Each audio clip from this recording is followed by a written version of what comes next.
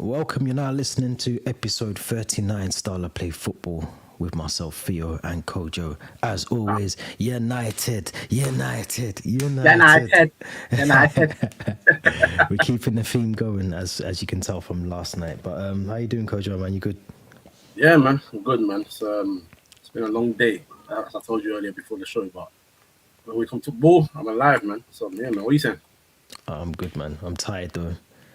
I'm tired. Yeah. I didn't even tell you why I'm tired, but kids. Say no more. Just say kids. I'm tired. That's it. But apart from Small that, I'm good. holidays. Yeah, exactly. Bang on the money. But anyone else who's suffering, kids' holidays, all the rest of it, make sure you subscribe to the channel. Make sure you give the channel some love, like the videos, all of that stuff. Leave your comments, and make sure you go to the audio version of the podcast and listen to the audio version. United. Where do we start with United? I think we got to start, obviously, Ten Hag, all the rest of it. Let's go back to last season and let's just try and break down how well United did or how poorly you think United did last season. Oh, we were bad last season, man. There's no how well we did. The only time we can walk out with our heads out high was that final, but the league was done by then, so it doesn't matter. You know what I'm saying? We were poor, man. How do I even start? Finishing 8th in the league is appalling. I understand we had a load of injuries. I understand that we had a lot of inconsistent form, but the team's better than 8th place, right? They're better than 8th place. They're better than what we showed that season. But it comes to lack of continuity. So I don't want to give excuses for the manager, but it's not even a but. It's just a case of, I think everyone needs to realize that you can't have consistency when you don't have consistent 11. You can't have a consistent squad because of injuries, because of silly suspensions. And then the second thing is you can't trust some players to maintain form. Where he effed up, in my opinion, was he was not brave enough to make serious changes. And management started games a lot earlier in the season. Garnacho should have been on the right a lot earlier in the season. If Rashford wasn't playing well, you should have dropped him a lot earlier. Like, all these things. Yeah, I mean, you're dealing with a squad where your defense is depleted because you have injury after injury. So the least you could do is just make your attacking options better by using players that are in form. And he didn't do that. So yeah, man, the league was a horror show. But we walked out of the FA Cup somehow. So And this is it. This is why I was saying it depends how you look at it, because I think I always judge teams and managers on how well you do, not just over the course of the season, but what you walk away with at the end of it as well. And if you can walk away with a trophy, then yeah, I know finishing 8th, was it 8th in the table, 8 points adrift from Aston Villa. But I think when you look at it, no one gave United an opportunity to win that FA Cup. You know, everyone thought it was City's to take, and, you know, it was just City going to win it. So I think you have to look at the good and bad. And obviously the league position is not good at all.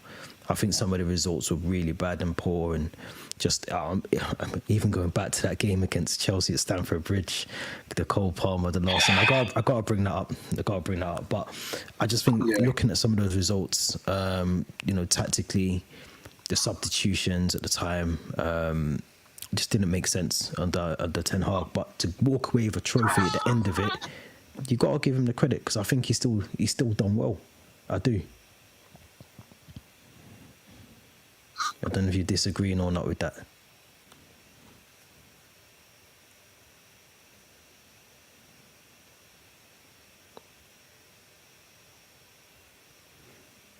I can't hear you.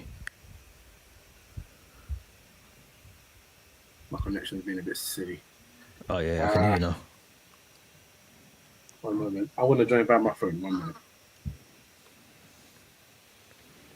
The technical difficulties that we have on Style of Play. Ridiculous.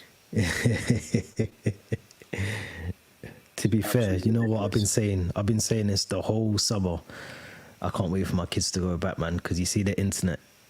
I don't know what. The internet's not built for modern day. I'm telling you, because Got 2 TVs streaming upstairs. Wow. Do you know what I mean? Missus probably streaming upstairs. All the rest of it. So let me bring you back in. So there we go. Let's do that. Yeah, there we go. But yeah, no, I think Ten Hag, I think he done well. I think he done well in terms of what I think based on the results, no, but the trophy, 100%. You got to walk away. You got a FA Cup that he can put on the table and say, I won that. Yeah. But you're not wrong. You're not wrong. But my issue is we always talk about things sort of covering over the cracks. Yeah. That's why I apply so much pressure on him, because I am always grateful for a trophy. I will never look down on any trophy, especially the FA Cup. Like, you bring us stuff away, we have to celebrate it. We've got to be happy about it. But the league speaks volumes about your form, and a lot of the results, as you said earlier, were poor. Home games against Burnley, where you score finally after that 70th minute, and then you concede within 10 minutes. And that was a big problem last season. Every time we scored, we conceded straight away. Like it was such a weird season. So that's where the doubt is, because whilst it's nice to win the FA Cup, and whilst it's nice to win the Carabao Cup the year prior and you finish third, that's lovely. When you finish third, progress doesn't mean you must finish second, but progress means that you are consistently in a good position in the league, and you are continue to add silverware. You don't go from third to eighth. Bro, he finished lower. He finished lower than Giggs and Carrick did in that season. Giggs and Moyes in Moyes' only season. They finished 7th altogether. Like it's incredibly bad. So I hope he wakes up this season, and that's not only him; it's the players as well. Accountability, isn't it? Players like Onana who are making statements saying that I want to take a lot of risks this season. My guy, save shots before you start taking risks. No, I don't want to hear any of that nonsense. You know what I mean? I do think I'm sticking by my point. I think I know the results weren't the best, and I know that he could have done a lot more in the league. But I always think come 2-3 years down the line, we'll me anyway, this is just me, I always think, what can you show for that 8th result, that 8th league position? You got FA Cup out of it. Now, if you didn't win the FA Cup, I'm with you 100%. I think, he done poorly. It's sackable. Like, it was only a couple of months before, in fact, the FA Cup, the night before the FA Cup, there was talk of him already aware that he might be sacked before that final. Obviously, he wasn't, but I can only imagine that the owners were having those sort of discussions in and amongst themselves to say, if he doesn't win this FA Cup, he's gone. Yeah. There's still a bit of talk, and I think I mentioned it to you before about Ruud van Nistelrooy coming in as part of the coaching setup. It's almost like a ticking time bomb for Ten Hag this season coming out. If he doesn't do well, we don't need to go and look for a manager. We've already got one there. So I want to read these out as I've been doing sort of throughout anyway. So Man United to finish in the top 4 is 2-1. Rasmus Højlund to win the 24-25 Premier League Golden Boot is 40-1. If you want to lose your money, that's where you put your money. But and just over 2-1 for Man United to win the Premier League. Now, you are one of the favourites, which I understand why, because you made some really good signings. You look at Arsenal, they haven't really signed. I know they're in for this Moreno now, but they haven't really signed. City haven't really signed, but they don't really need to. Chelsea have signed, but we know what Chelsea are all about. Liverpool haven't got a 6 that we spoke about last night. They need another 6. So I can see why the bookmakers would have you as close to City and as close in terms of odds as they have. But let's just talk about some of the signings. Because you've signed, I didn't even know this, you signed a 14-year-old from Ipswich on a free transfer. Silva Mexes, I think his name is.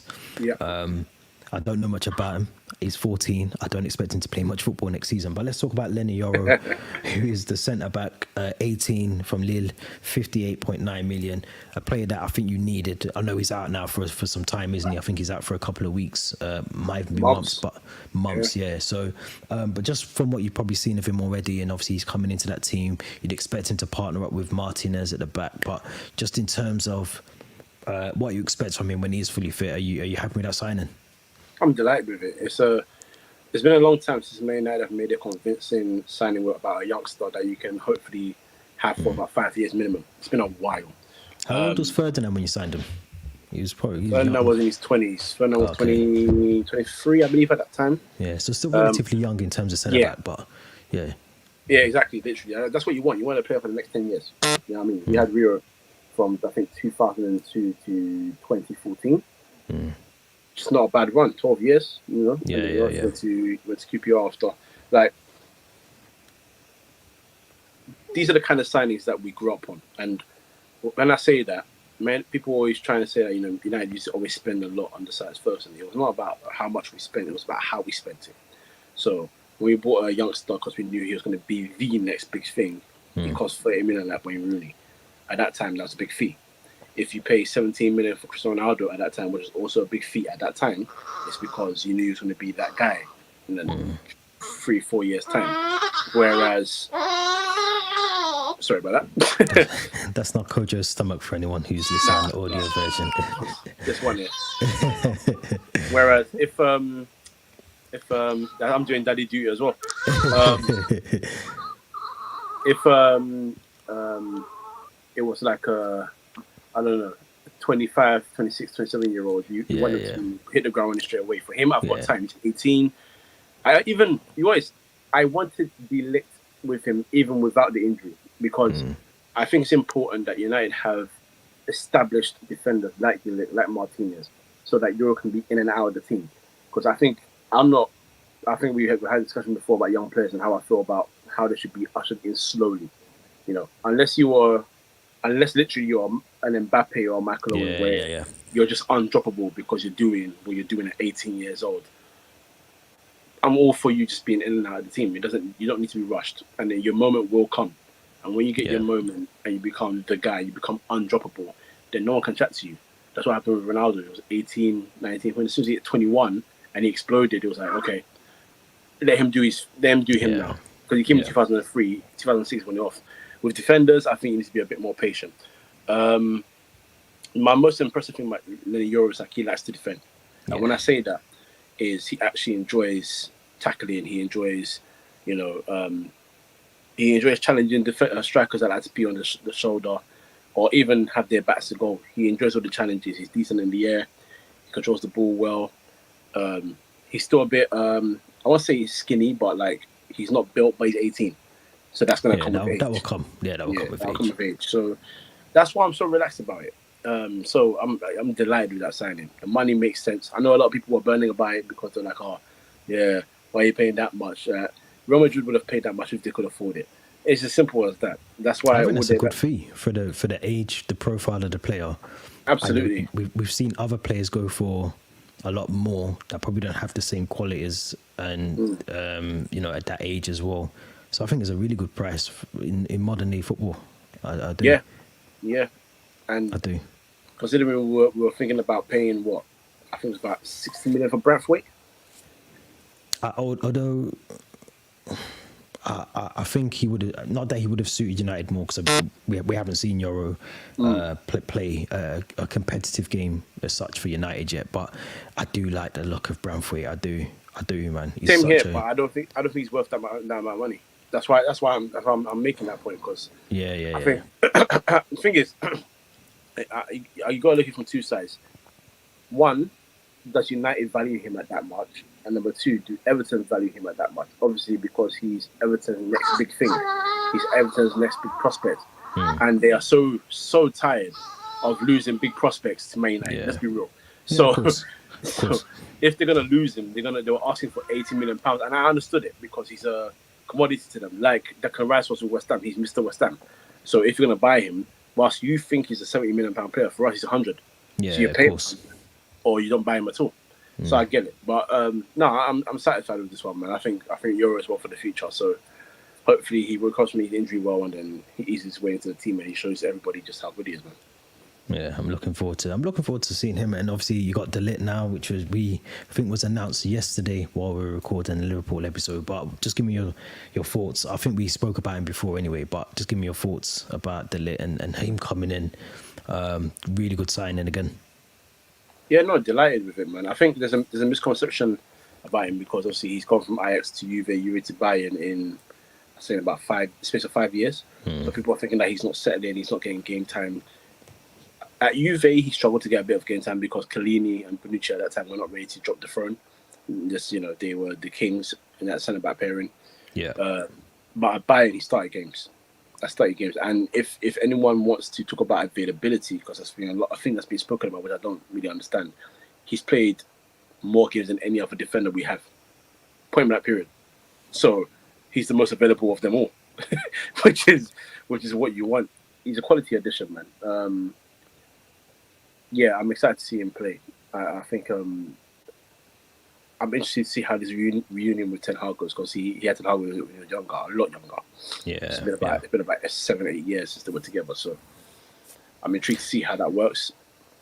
But yeah, man, I'm again a player that I'm delighted to have, man. You will not have me question anything about him. I think he's so good. I think it's good because I think that was one of the key areas I think United needed to get some serious covering and a bit more, not experience in terms of how much you've played over a course of time, but just like we just spoke about Euro, there's a player in there. So if you're not going to see it straight away, you give him the time to build, like you said. The lit as well. You still have Harry Maguire. No, he's not going to be the main guy now, but he's still someone that can fit in and play some of those games.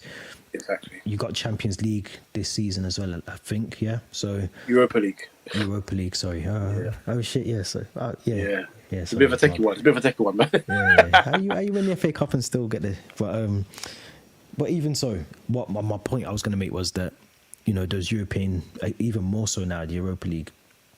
You're playing in those European competitions. Someone like Harry Maguire could fill in and do those jobs there, or if you've got a League Cup game coming up. Harry Maguire fits into that mold there. I feel like you signed someone else. I forgot. Josh. Yes, let's go on to him because obviously I remember. Does he play right back?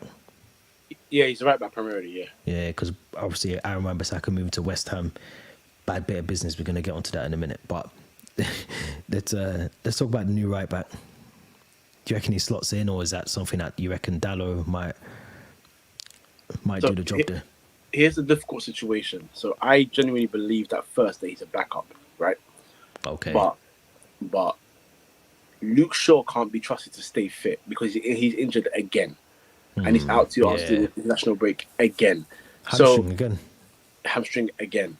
Again and again and again. I know we're not talking about him, but here's a worrying stat for everybody. He's missed 44% of games since he's been at United. For United, I should say. So that means I think he's missed over 200 and something games for us. It's a scary statistic. So whilst Masvaro is supposed to be the backup, now we're talking about the player being possibly slotted into right back or left back because he can play left back as well. But I think you slot him into right back just to get used to the team, whereas Dallo will probably go left back again. Yeah. The only way that changes is if the Lit goes in the back with Maguire, and then you put Martinez left back, like you did in the Charity Shield, and put Dallo right back as normal. That's the only way. But I think he should use it as an opportunity because he did struggle to get games at Bayern. Yeah. And it got worse for him when Kimmich went right back and absolutely busted it. He couldn't get close. Quite frankly, because he's not close to Kimmich. I just keep it real. So, it's a good signing. For squad depth, absolutely, I'm delighted by it. I don't know what to expect of him. I wasn't sure I wanted him in the first place, but he's a tidy player. So, the difference between him and Wan-Bissaka, because I know we're going to talk about Wan-Bissaka, is I think for the brand of football that the team is intending to play, Masraoui suits it more. He's a lot more, I guess the word is cleaner on the ball. That's the word I'm using. I'm not saying he's better. I'm saying he's cleaner. He can pass a bit better. He runs a bit better. but his defending is not better. I have my thoughts about Wan-Bissaka's defending, but we'll get to that. But yeah, he's a decent addition, man. He's a decent addition. Yeah, definitely. Before we move on from the incomings, obviously one more. You brought a striker, Joshua Zirkzee came in. I like him. I've watched him a lot in terms of his development and where he's been and whatever else. Signed from Bologna, 35.8 million. A very, very good player, 23 years of age, so probably fits what you're trying to build up at United. Do you see him becoming part of that attacking force immediately, or do you still have some options going forward as well as Zirkzee? But where do you see him predominantly playing for Ten Hag? No, he's got to be number 9, man, and he's got to start. And I'll tell you why. Yeah, man, because and it's not even about taking the pressure off Højlund, because Højlund is still our only actual pure number 9. Yeah, if you hear Zirkzee talk about himself, he talks like he's a false 9 and all that kind of thing. But what I think is good for him, that he brings is he's got an eye for goal, yes. He's got good movement, yes, but he also is so good at bringing players into play. So when it comes into the times where you need to get into little tight spaces and do 1-2s, or you're on a counter attack and you need your striker to just hold the ball off just a little bit, so you can lay off the ball to a Bruno to find one of your attacking inside forwards or your wingers, or just for himself to turn on the ball and find someone making a run. He's a dream come true. Yeah, he's electrifying. Yeah, and he's got that quality. So I would absolutely start him. I'll start him against Fulham immediately, straight away on Friday, 8 p.m. 7 p.m. I want to see the lineup. I want to see his name in that lineup straight away. He's a really good player, and that's the only way he's going to get used to the team, is if you get him involved straight away. Obviously, he didn't play in the cup game. The Athletic reported that it's because he had very little training with the club, so ETH didn't want to throw him in. Well, that game was on, what was it, Saturday? It was a Saturday game. So he's had Sunday, Monday, Tuesday, Wednesday, Thursday, Friday. Come on. Yeah, it's time. Put him in. He'll be ready. He's a good player, man. Rashford, Garnacho, Ahmad, even Anthony. If you don't utilize this guy and his ability to hold up and play you in and do 1-2s, you're missing the trick. He can get you more goals than you ever dreamed of by helping you. He can help you by creating goals. He's a problem, man. So just utilize him well. That's it. That's what I ask. Utilize him well. I think we'll see him. On Friday. I think he has to start him. I said at the start of this, obviously United are probably alongside Arsenal, the closest to City in terms of, in the bookmakers' eyes, in terms of the league and pushing for the league. I think there's a bit more pressure, not because it's Man United, but because I feel there's probably not much missing from this squad now, in terms of, fans might think differently, but I don't think there's much missing in terms of you should be able to get something out of this team now and not finish 8th again. So I'm not saying you should go and win the league at all. I'm not saying that. But should you be going on a little run? I think so. Apply some pressure to City. I think so. I'd say the same about Chelsea. Fair. Well, Do you know what I mean? Yeah, but okay. So I'm not gonna lie. I think we still need 2 midfielders. I think we need one to start, and we need one to be a rotational. But I don't disagree with the premise. Look, the thing is, about the Premier League, which is funny, is a lot of people always say that this team is so far behind, and this team is so far behind, and this team is so far behind. Yet this team is so close, and this team is so close. Liverpool, and I didn't say this to Damien yesterday because I was trying to be kind. Liverpool challenged City to a title twice, and then they won the third one. So when they got close with the 98 points and the 97, that small gap of 1 point, and then they finally won the league when they got 90-something points as well, whatever it was. But then notice within those years, rather I should say, they finished 4th, or they struggled to get 4th. Like they weren't a consistent challenger. You know what I'm saying? Yeah. So it's like the gap was like this, then like this, then like this, and then we'll switch over because they won it, and then become like this again. Arsenal finished eighth, fifth, and then suddenly are just mere points behind City. Yeah. 2 years It's in a row. progression. It is progression. Yeah, but that's what I'm saying. It come out of nowhere because this is how football works. You go back to the years of Man United, Sir Ferguson, when we didn't win the league 3 years in a row, we were behind you guys by mountains of points in the first 2 years of Mourinho. You know what I mean? And then out of nowhere, we went and won the league. We finished third, I think, 2 or 3 years in a row. Like it wasn't United that people were used to. We usually first or second. So when we finished third, it was like, okay, we're not getting close to Mourinho anymore. Arsenal went invincible, but you got to face the challenge. That's what going for the title was for. You got to try and get near the best. So I hear it. I feel we need 2 more midfielders. You guys, I know it's not Chelsea talk, but you guys. It's not us. We've done us. Okay. No, go on. I'm messing. I mind you. I was just gonna say, I think you are 2 defenders away. Really? 2 centre backs from a bit serious.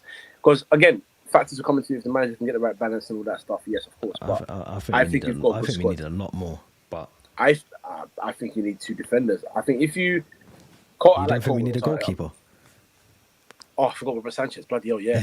He's playing Sanchez instead of Petrovic. I'm not saying Petrovic is a goalkeeper. You don't think we need a right back? But we need another right back. Gusto. No, he's good, but he's injured. He carries a lot of injuries. So he does. Reece James. Chilwell's meant to be out the door by Forget about him. Then you've only got Cucurella, so we need another left back. We just sold Maatsen, so we need some. I know we've got the midfield sorted. You could argue maybe we need a striker, like a proper goal scorer. So I think there's more there. Whereas you've got that United now, I think. No, but then I could tell you that in my personal opinion, I still think we need a goalkeeper. I don't trust Onana. Yeah, but Onana, Sanchez, not. You take Onana over Sanchez. Yeah, but that's not a fun. I'll take him. That's like I'm gonna take him because he's better. But you know that's. But this is what football is. At the end of the day, this is what football is. Everyone has their weaklings. I'll sit here with my chest. I'll tell you, look, I know Edison has been great for City. I'm not here to cuss him out, but for me, he's still a bit of a liability because he's a shot stopper. But he's a bit fugazi with everything else. He takes a lot of risks sometimes unnecessarily. But then Onana comes in and takes more risks than Edison. So I get your point, but I'm not saying United should be winning the league at all. I'm not saying they should be, but they should go on a good run and apply some pressure to Liverpool, Arsenal. You know what I mean? City, whoever's in the running, they should be there or thereabouts for me personally. Let's talk about some of the players that got released because there was quite a few. Just looking at this list now, obviously Rafael Varane, Anthony Martial, Brandon Williams, Willy Kambala was sold to Villarreal, 9.7 million. Donny van de Beek as well. I'm guessing that was a fee of 425,000. Obviously, I remember Saka. I think got sold for 15 million, signed him for 50. Yeah. Tom Huddleston's finally left. He's finally got away from the development squad. But no, big him up because he was doing his badges there, wasn't he? So it's not like he's Amari Forson, another one who's gone to Monza. A lot of that money, I'd assume, has just been because of get them off the wage bill. They're obviously coming to a point in time with their age where they don't necessarily need to be, they're not fitting into the manager's plans. You look at Donny van de Beek, who obviously I think he went to Everton, I think on loan. It didn't really work for him there. He comes back, he still can't get a game. His career never really took off at United. Charlie McNeil, another one. I'm sure I watched him at the youth setup in the development squad a couple of times. I'm sure he's gone to Sheffield Wednesday. So I think this is some good players that you've got off the books, whether that's because of wages or whether it's because they're just not in the manager's plans or because of age or whatever. What's your thoughts on those players going? Because I'm sure you must be delighted that they're off the books. I can't lie, a lot of them need to go, man. The second name that you said is the one that stuck out to me the most, man. Anthony Martial. Listen. I'm doing this now. He's only 28, man. He should still be there. He's 28. Nah, man. This is the last time I'm going to do this because I've been campaigning for this for about 2 years. And it's very bad for me of saying that because he's a player. I know we should support all our players, but man, he needs to go. He needed to cut, man. It's been a long time coming, man. My God. Ah, yeah, he needs to go. Rafael Varane, as time has gone on, I'm a lot more peaceful that he's gone. I think what put the nail in the coffin for me was his debut with Como. He really got injured, and I was like, yeah, Yes. this is why, man. We can't have a guy on 350k a week and he can't play more than 50% of our games. It's just not doable. As for the rest of them, yeah, look, I'll put it to you like this. I don't buy into the hype of defenders after one or two games or other players in general. And I was going to mention Kwambala because Kwambala did play well for United. I think when he played against was it City? They played against City or Liverpool. It was a big one of them, team. and he had a good performance. He had a really good performance. But I always bring up the point that when we were in the Champions League that day when we beat PSG when Rashford scored the penalty, Tuanzebe had a magical performance. He dealt with Neymar, he dealt with Mbappe, but now he's at Ipswich, and that's not even being disrespectful to Ipswich. It just means that he's not the level required. It's just what it is. You know what I'm saying? So, no disrespect, but you're just not that guy. So if Kwambala is going to be that guy in the future, we have to hold that. But until then, I don't see it. So as for the rest of them, yeah, man, it's all good. For the rest of them, it's all good. I'm not mad at it. Look, United fans are similar to Arsenal fans in this type of way. There's a weird, maybe infatuation with players that come from the youth system, that come from the under-21s, that you want to see them see United way. Yep, there you go. Yeah, because for a long time, even though I knew he was really done, you guys were still talking about Gael Kakuta, so that's another one. But but there's a weird obsession about these guys, and I get it. They're homegrown, the DNA, quote unquote. But if they're not going to make the class, they make the class elsewhere, and that's fine. It's fine. So all these guys had to go, so be it. Anthony Martial, in fact, has he even found a club yet? I'm going to put it to you like this, yeah? I'm going to put it to you like this. When he was at the club, according to this, he's unattached to a club, but this might be a couple of days date when I wrote all these down. So no, you're right. He last played for us. He still hasn't got a club yet, so that's fine. Yeah. So, but I mean, it proves your point, though. Sorry, go on. Yeah, no, exactly. You're right. I was going to say that, and I'll put it to you like this as well. This is what I used to tell people when I was at United. After the time I realized I had enough.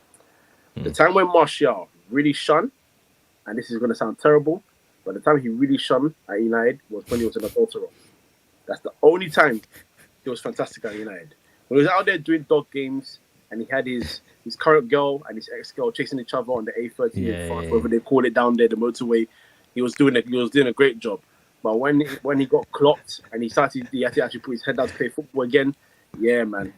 Yeah, the stress kicked in. The stress kicked in. He realized, damn, and I think everyone else started realizing, damn, this guy ain't it. So, 250k down the drain. Good, done.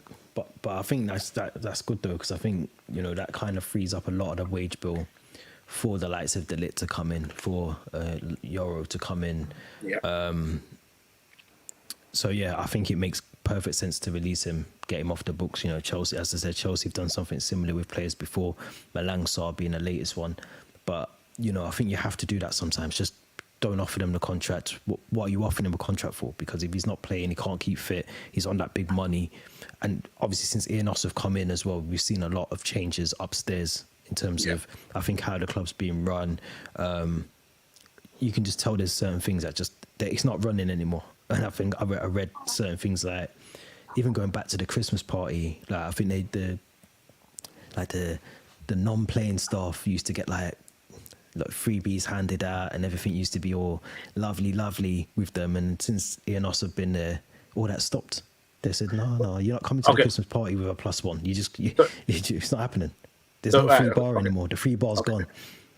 So not to criticize that, because I understand why they're doing it, but it does take away from that was the last bit of culture that the club had left under the previous successful regime of David Gill, and that was the club always used to give away freebies to the people that worked inside the club because they felt like a fabric of the club. Yeah, it's like That's an important family. part of It's United. a family, innit? Yeah, but obviously because we're not performing, those things gotta go. So Yeah, of course. Come on, you can't listen. If you underperform in any job, you don't get reward and recognition for it. It's as simple as that. So, I want to talk about the two particular players. First one being Bruno Fernandes, who signed a new deal today. I haven't had an opportunity to read about it yet because I've just been super busy, but I know that he signed a deal. I don't know how long it's for. In fact, whilst I'm talking, I'm going to try and find out. But do you feel that it's the right call? I mean, it's obviously for me the one that the team is built around almost now. He's someone that has grew into his role as captain of the team. It makes sense surely to keep him, retain him, put him on a good deal. Of course, I'm trying to load up the Athletic, and of course my phone decides to stop working. But what's your thoughts? What's your thoughts on the contract extension for Bruno? No, it's good. It's good. So as far as I know, it's now he's got 3 years left with an option of a 4th year. So that's good. So we'll take that. What I think is important here is everyone now really needs to understand that he is. You're right over there. You're not happy about Bruno Fernandes getting a new contract? We need to pull up a mic. Oh, sorry. I didn't know it was that upsetting. My bad. Oh yeah, till 2027. Yeah, 2027. I think it's good because people need to realize he is the guy. Yeah. He's Man United's captain. Well, yeah, he's the leader. He's the leader right now. He's the captain. He's the leader on the pitch. He sets the example. Since he's come in, he's scored the most goals. He's created the most chances. He's got the most assists. It makes sense. And I know people want a lot of change. He's a bit of a frustrating player. But the one thing you don't do, and I hear people say, "Oh, it's about what did they say? How did they say it? About making a statement. Don't make sure that you know if you say it means that no one's safe. My guy, you don't get rid of your most productive player to make a point. Why would you do that? That's the same thing I criticised ETH for when his first game in charge of United. You went in Martial as your number 9, and he got injured. So instead of starting Cristiano Ronaldo, you put Christian Eriksen at number 9. Are you? Why would you do that? That's stubbornness, man. It's baffling. Yeah, it's so baffling. So selling Bruno Fernandes would be baffling unless you're selling him to a Saudi Arabian club for £150 million. Because then, you know what? All right, cool. We're gonna have to hold that. At least we're getting a lot of money. Yeah, you don't just sell him to another European club because you want to make a point. What point does it make? It doesn't make any point. In fact, it makes things worse. So, no, deserves a new contract, absolutely. And he's going to be a star player this year. I think he's been looking for a forward like Xerxes in front of him. I think he's been looking for a bit more midfield help. So hopefully we sign players. And a better backline allows your creative players to go forward and do their thing as well. So, yeah, man. More Bruno Fernandes. He's definitely one of those players for me that's grew into his career at United. 230 odd appearances now, I think. So he's someone that has definitely improved over time. 4 years, I think he's been there so far. So he's had time to understand the culture of the club, understand his role at the club. You know, I think when he first joined, there was a lot of probably deserved criticism of him, how he played. Then I think there was a bit of pressure for him to perform as well as Ronaldo was performing when he was there as well. And I think since Ronaldo's gone, he's kind of took on that mantle of being the leader of the club, which I think he's done really well. So it makes sense for me to keep him. And it's a big statement from the club as well. I think it's a big statement to say, look, as much as we brought these signings in, we've released a couple of players, obviously, that we knew we had to release, but we're not afraid to still retain some of the players that we know are here. And, you know, the statement that Fernandes put out as well, he's obviously believing in the project that Ten Hag's trying to be part of, and, you know, that the board have obviously got him involved in as well. So, yeah, I think that's a really, really good contract extension to put in for Fernandes, well deserved as well. But I want to talk about Mason Mount. Your boy. We went from a high. We went all the way up here. We're gonna bring it back down here for a little bit because I do feel with Mason Mount. I know we spoke about him when he moved to United last season, but I do feel this is a massive, not even just for his United career, just for his career. Full stop. I feel this is a massive, massive season for him. Are you expecting big things from him? Or are you expecting him to even feature as much? And also, he's got to keep himself fully fit. But do you expect him to play a massive role for United this season? Yeah, I do. I'm going to say that obviously, yes, he had a lot of injury issues last year, but when he was being played, he was not used properly. And I think if I'm going to maybe try and get into the man of 10 halves because he was limited in the midfield options that he had. So maybe adding more midfielders will allow him to play Mount a lot more further forward like he likes, because everyone knows Mason Mount, his skills are, he's a technical player, but he's such a good presser. He's really good presser from the front, winning the ball back early. You guys experienced that with him in his best form at Chelsea. Yeah, he's got a big part to play, man. And look, that's not me saying he's going to start those games. That just means that we just need him available. So when we need him to start games, when we need him to come on, he can make an impact. Because when I've seen him in pre-season, he's not played bad. I don't think he's played bad. He's just not being spoken about, because I think there's a frustration that obviously because he hasn't started so well. Yeah, he's got the number 7 on his back. He's kind of being neglected by the fans. I'm going to be very real. And I understand the whole annoyance about number 7, but I'm also going to say after Ronaldo, we've had Michael Owen, Antonio Valencia for a year, Angel Di Maria. If I'm right, no, Memphis Depay was number 11. Who else was number 7? Well, who had what number was Ronaldo when he came back? He got 7 back, and even him, in fact, he got his goals, so you can't say he was a flop. Yeah. He got his goals in. I know. He got his beef. He had beef with the manager, and he obviously walked away again, but he can never go down as a flop. So basically, the long story short, between the time Ronaldo left and came back, he's been the only successful number 7. So when you're talking about Mason Mount, I understand the legacy of it. The legacy's really been tarnished a little bit by the other players that have come back. Maybe less so Michael Owen, because he has the Derby winner. So he gets a buy. He gets a buy because that's a legendary moment. We allow him to, he'll be fine. And plus, he's a scouser that came to win the league with us because the scouser's going to do it. You know what I'm saying? So, so, shout out Damon on that one, my guy. But, honestly, I think he's going to be great, man. I think he's going to be great. Yeah. I think he's, like I said, he's got a massive season ahead of him, because I think there was a lot of, even at his time at Chelsea, there was moments where he was brilliant. I think about that season when he was playing for Frank Lampard at Chelsea, and obviously when he was at Derby as well, but more so at Chelsea, and he was just amazing. And when I think back to that Mason Mount, I think that's the last time I've seen a brilliance from him.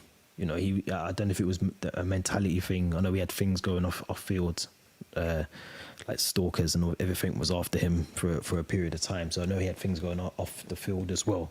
But I also think you're a professional. You got to be able to handle certain things and still turn up on a Saturday and kick football and deal with that, as well as the other stuff that you probably got to deal with, like everyone else in the world has to deal with when they still get up and go to work. So I do think this season he has to perform, whether that's coming off the bench, whether that's when you get your chance you take it, whether that's being a regular starter. You've got to be able to just be hitting that ground running, because he's not young anymore as well. I think people, maybe it's me, but I know there's some people that probably still think of Mason Mount as a young player that's he's in his prime years now, so he's got to be performing all the time. I wouldn't be surprised if because I mean, there's players ahead of him, I think, as well in that department. So I don't know. I think maybe not ahead of him, but certainly compete with him, innit, at least. Yeah. There's players in there that could easily say, look, if you're not going to do that job, I'll gladly take it. I'll gladly take it. So I do worry about him. I don't worry about him because actually he's Judas to us, but you know what I mean. He's one, I think, for me, if he doesn't have a good season, we could see a loan end of the winter period. We could see a move in the summer. Where that move would be, I don't know. So I'm gonna put this in here. I'm hoping it's legit. Yeah, I'm gonna put this comment up. I don't know if it is legit. I don't know what it says. I don't know what the language is, but I'm hoping it's something to do with football and Manchester United. But if it isn't, I ain't got nothing else to say to you. There you go. I want to talk about Kobbie Mainoo as well. Ooh, okay.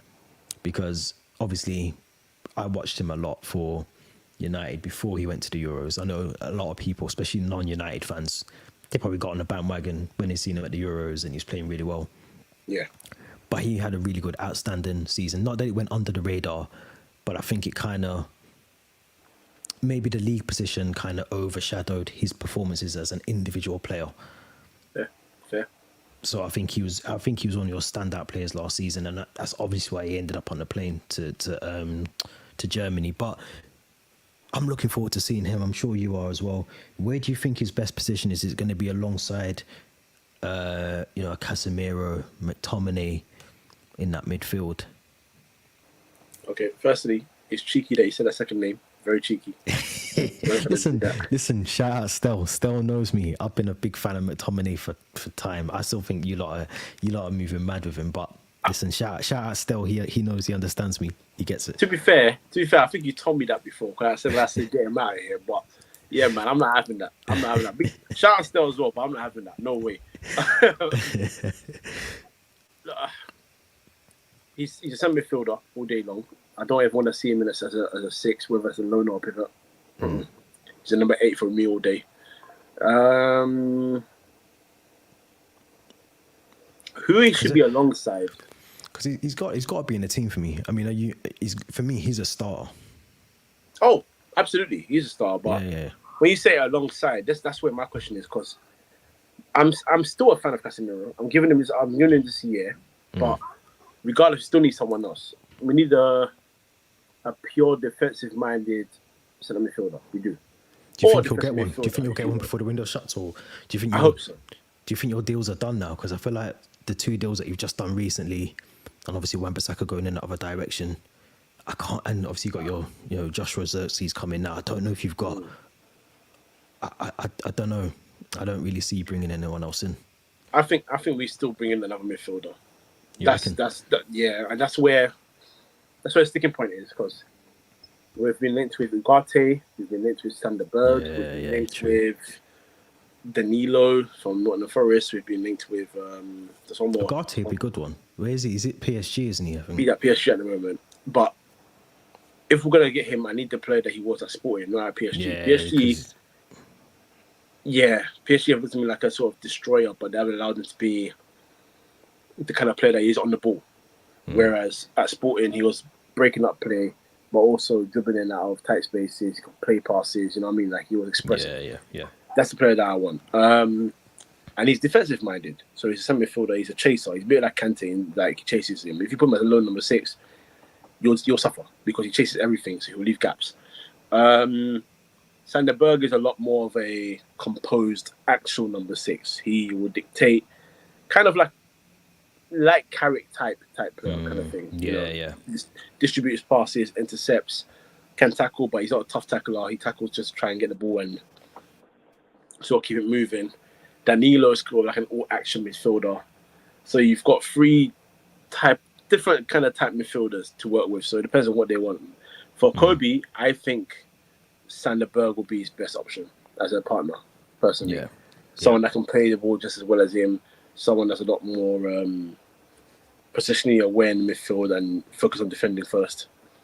That'd be who. I do want Ugarte, but if you're asking me about who I think would suit the team well and make sense, then I think it's got to be Sander Berg, to be honest. Yeah. I agree with that as well. I think either the two. But yeah, going back to Kobbie Mainoo, I think he's someone for me that is just breath of fresh air, man. So good. Never puts a foot wrong. And when you watch him, everything looks easy. He knows where to be to receive the ball. He knows where to pick out the pass to build up that play. And yeah, I love him. I love him at Chelsea. I know it sounds mad, but obviously, you know, we like everyone at Chelsea at the moment. But no, I think he's someone that is really, you know, bright future ahead of him. Worked his way into the team. So yeah, I want to see more of him. Just quickly, Ericsson, Hannibal, I think he's still there, although he might be on the way out as well. So there are other options in and amongst that midfield for you. But I'm just looking now. I mean, your sort of wide areas in defence are really, really. You know, we just spoke about Wan-Bissaka and the Dalot issue, and obviously switching maybe Martinez to left centre back, to left back. But even like Malacia and Shaw, it kind of leaves you a bit vulnerable in those spaces there. If I was going to focus my attention on bringing in someone, I would potentially look at someone maybe that can play left back. Maybe. Maybe. I don't. Yeah. You know, I'm thinking back to Levi Colwell and what we said about Calafiori for Arsenal. You know, playing a centre back at their unnatural position. Yes, they can do it, but do you want to see them do it? We know that Luke Shaw isn't fully 100% all the time. You know, 60% of the season. Malacia. I haven't seen him in a year. I seen him in a promo video and I forgot he was there. So that tells you everything. Do you know what I mean? So, but no, let's talk about, because obviously Ten Hag does like to play. Well, you might tell me this, but I think I've seen him play 4-2-2-2, 4-2-3-1. His sort of go-to tactics. Do you see him continuing to keep that as his natural tactics to go for?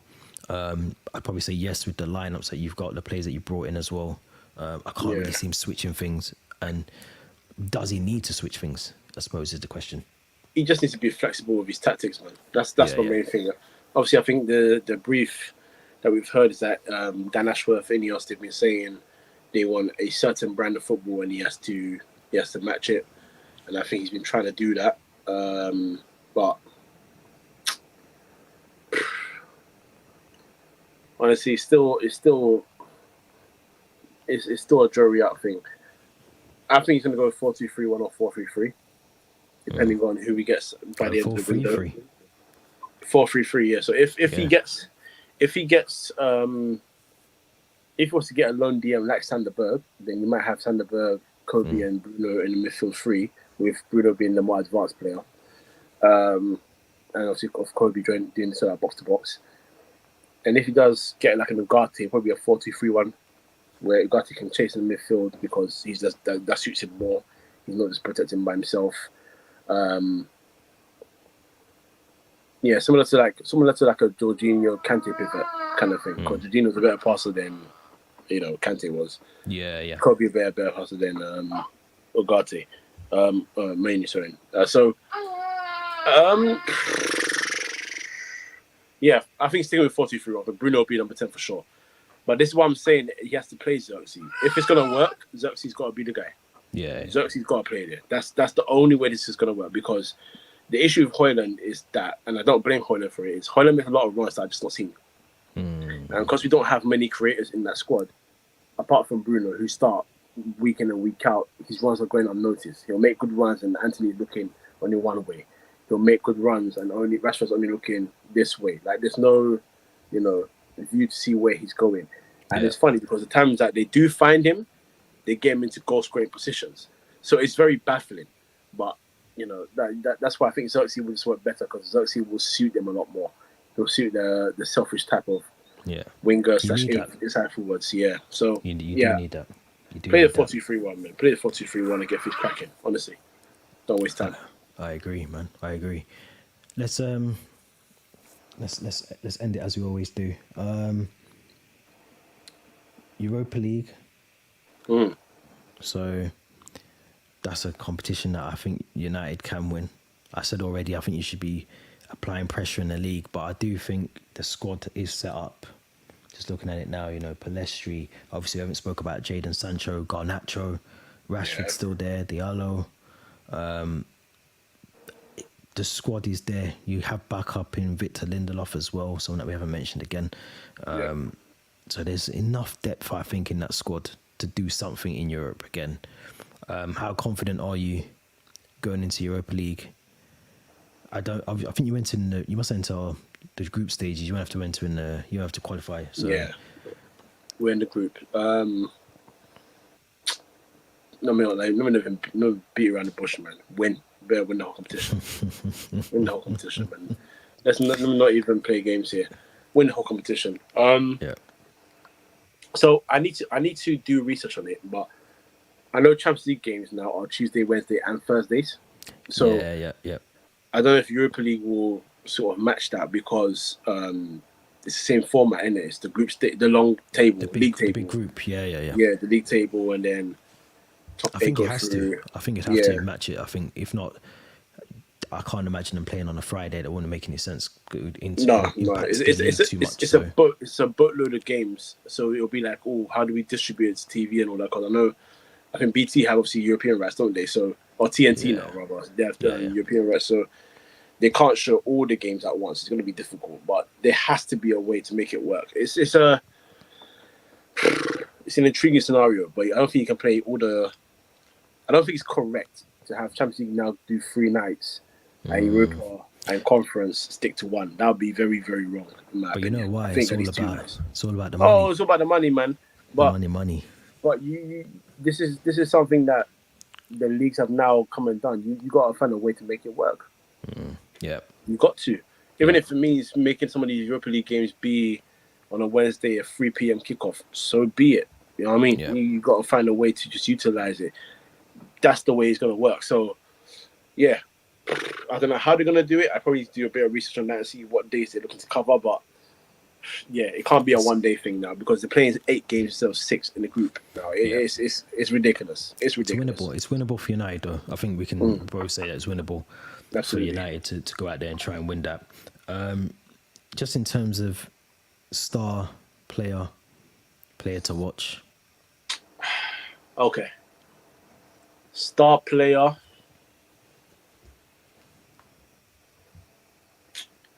Man, it's always tough with this damn team, man.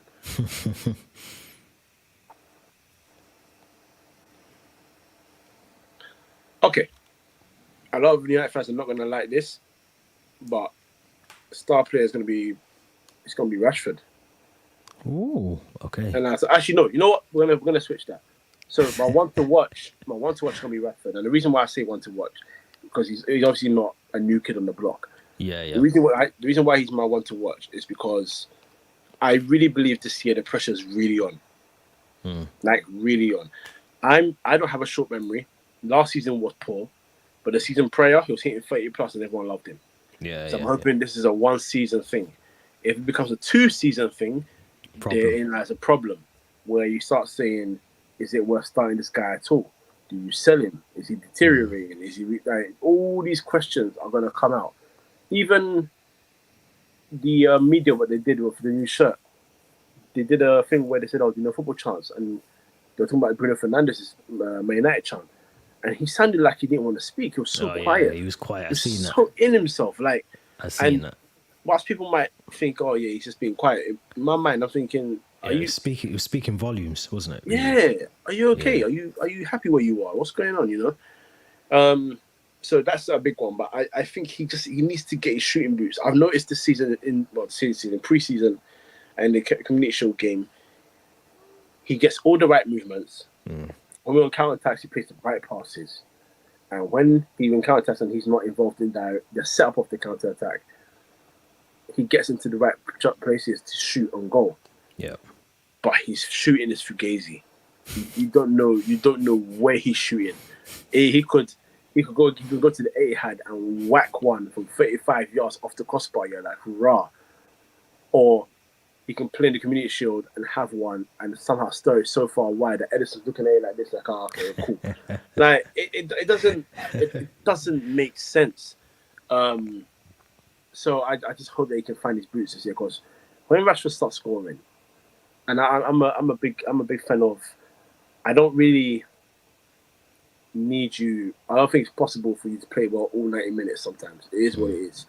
If you don't the skill of playing poor but being the difference maker, you're special. You are special. Ronaldo would have times where he would have he'd be out of the game for a lot of it, but then he just needs a moment, Yeah, of course. and it's done.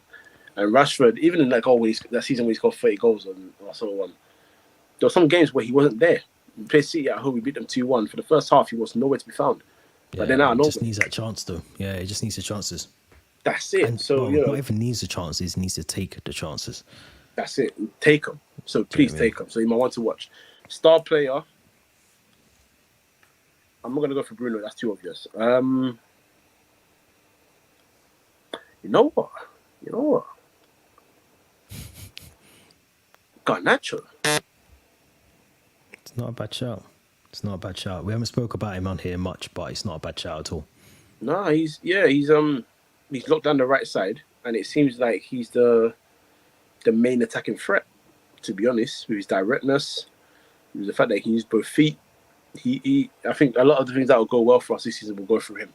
That's the best way for me to put it to you. So, yeah, I would look to him to be the star man. I say that does not reflect on my FPL. So when game week 1 finishes, when people see my FPL team, don't ask me questions. But just move on. Just keep going. Yeah, just keep moving, man. Don't ask me questions. Yeah. But no. I think he's in line for a good year. If he can get at least 15 goals all comps, 10 assists, I think he'll be happy. So, yeah, man. I'll say those two in particular. I'm not against them at all. I think they're really good. Garnacho, again, we haven't really spoke about him, but he had a relatively good season last season as well. So, I can see him continuing that on that trajectory and going higher. My one to watch will be Kobbie Mainoo. Just because of literally what I said before about 10 minutes ago, but he's definitely one for me that just, I run out of things to say nice about him. He's just, I can't compliment him enough. He's one of the best footballers I think I've watched in a long time. That might sound mad in terms of who we got to see, in terms of like modern day football, but he's up there for me because I like certain things that I'm not just talking about goals or nothing like that. I'm just talking about movement off the ball, on the ball, and what he does. And it's sometimes, especially, obviously I'm not watching him play live, but I can only imagine watching him live in the stadium, you'd pick up a lot more things that he does. But I'm picking those kind of things up watching him on the TV. So, do you know what I mean? So he must be amazing to watch live. So, he's my one to watch. My star player, I'm not gonna lie, I'm struggling a little bit. No, not even a disrespectful way. I can see some of the new signings like Zertsky doing really well if he gets the chances, but I don't know if he's gonna get I don't want to pick him, but I think Fernandes will be the one for me. Going through what we just said before about him in terms of the contract extension, but I just think in terms of what we know he's capable of doing, what he's been doing for the last season or so.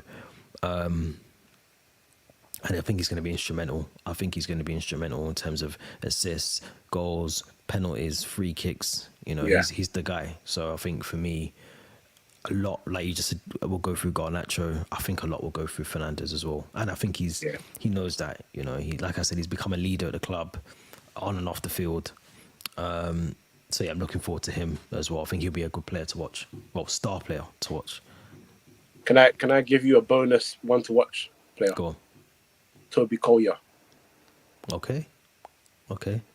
That's the number 6 in waiting. I think he's just too young for Ten Hag to think about. But that's the number 6 in waiting. That guy, that boy's good.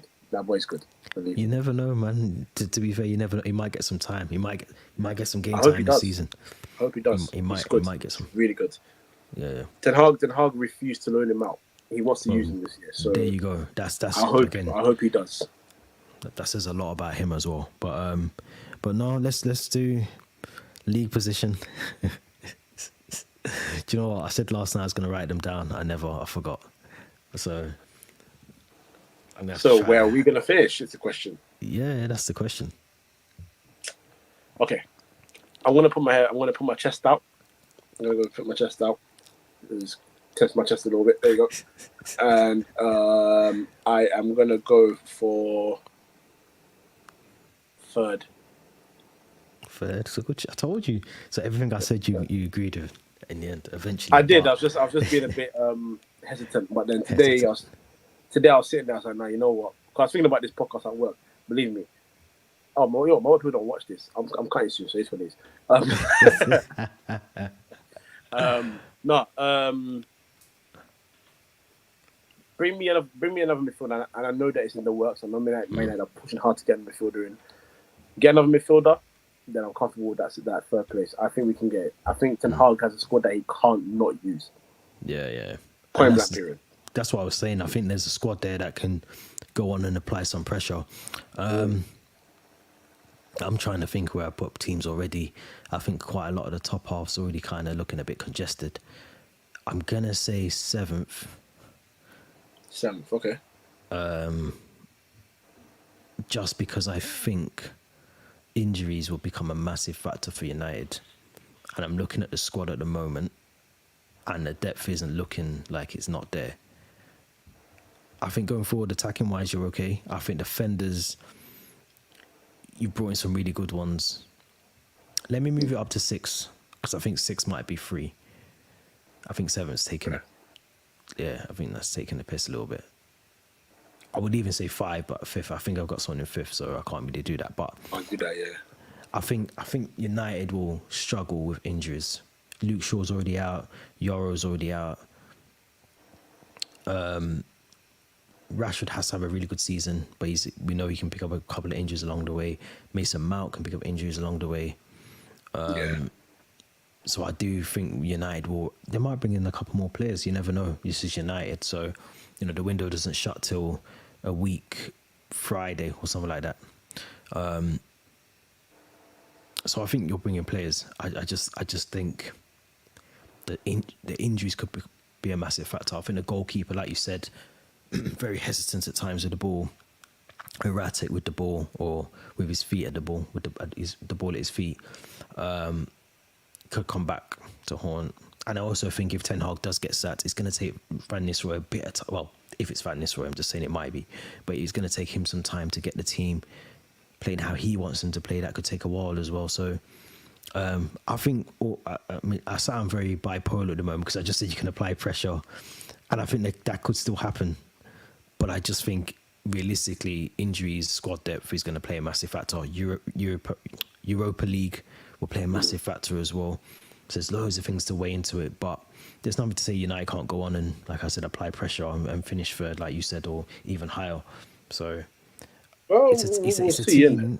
It's actually a team that kind of sums them up because you just don't know what you're going to get from them. Well, this is why we're going to see. This is why I'm putting pressure on Ten Hag. I'm giving him time in terms of, look, you're getting a team built for you. This is your 3rd season, and I'll be honest, my rules are after the 3rd transfer window, I want to see. Oh yeah, you got to see some progress. It's your team now, so yeah. But at the same time, I just I just want to see how it goes, man. 3rd might be optimistic to a lot of people, but for me, you got to back them. You got to back your team. I think I'll put Chelsea 3rd as well. No, fair enough. You got to back your team. So people always look at other teams when they compare their team and sometimes underestimate the players they have.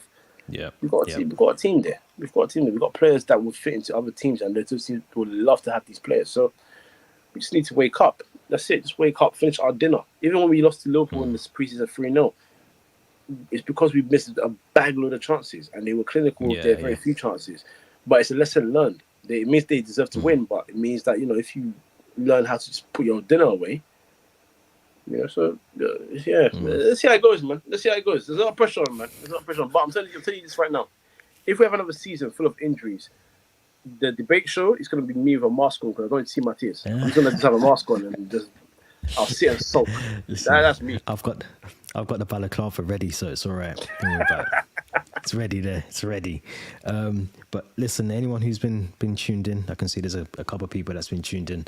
Appreciate everyone that's joined in the conversation or they've been listening to the conversation. If you've been on the live stream, if you haven't, make sure you subscribe after this. Make sure you like the video, as I said at the very start. Leave your comments as well in the comment section, and then hit that link in the description. That will take you to the audio version of the podcast. There's not many left to do of these. I've enjoyed them so far. They've been a bit timeless. in terms of how long they take, but enjoying them. So yeah, once we get these done, as Kojo said, the debate show every single week, balaclavas will be ready. Make sure you tune into that. Until then, enjoy the rest of the week, and we'll be back soon, man. Thanks for watching. United.